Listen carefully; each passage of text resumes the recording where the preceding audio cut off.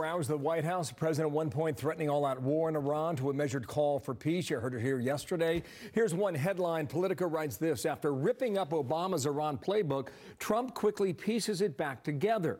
What about that point? Marc Thiessen, former White House speechwriter, Fox News contributor. How you doing, Mark? I hear you chuckling there. I'm laughing, Bill. I'm laughing. Maybe Politico has a point, but there are a lot of shortcomings in this deal. I'm going to give you 4 of them, okay?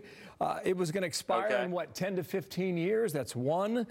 We did not secure anytime, anywhere inspections of Iran's nuclear program. Yeah. You had no restrictions on the ballistic missile testing, some of those fired the other night, and you had no support for curbing the proxies across the region. So then I set that up and give you the chance to return serve. How do you see it, Mark?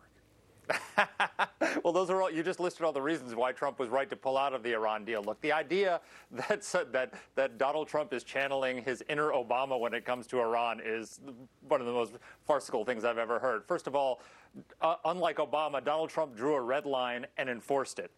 You know, he told the Iranians, if you kill a single American, we will hold you responsible for the actions of your proxies, and we will come after you. And he did it. Second of all, that Iran nuclear deal, one of the worst parts about that Iran nuclear deal is that Barack Obama, in giving Iran $150 billion, directly subsidized Qasem Soleimani's campaign of terror. Donald Trump killed Qasem Soleimani. Big difference.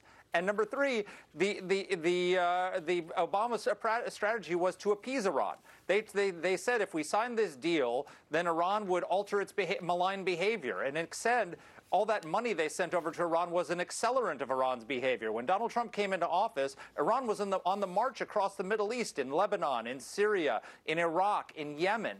And what Donald Trump did is he cut off that deal, imposed crippling sanctions, and took away that accelerant.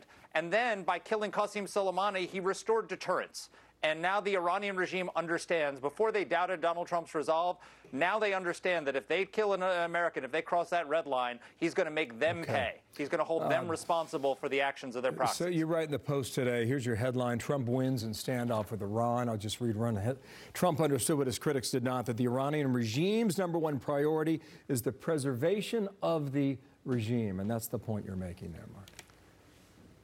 Absolutely. Look, he understood that bullies only win when you hide from them.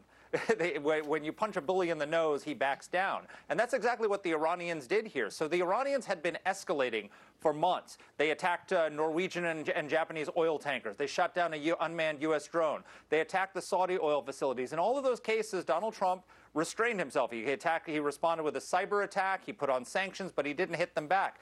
When they crossed his red line, he killed Soleimani. And you just look at the Iranian response the other day. They literally carried out an attack that was intended not to kill any Americans. We have 80,000 troops in the Middle East. They could have attacked our bases in United Arab Emirates, in Saudi Arabia, other places where there were tens of thousands of American troops. Instead, they fired at a base in Iraq that was sparsely populated.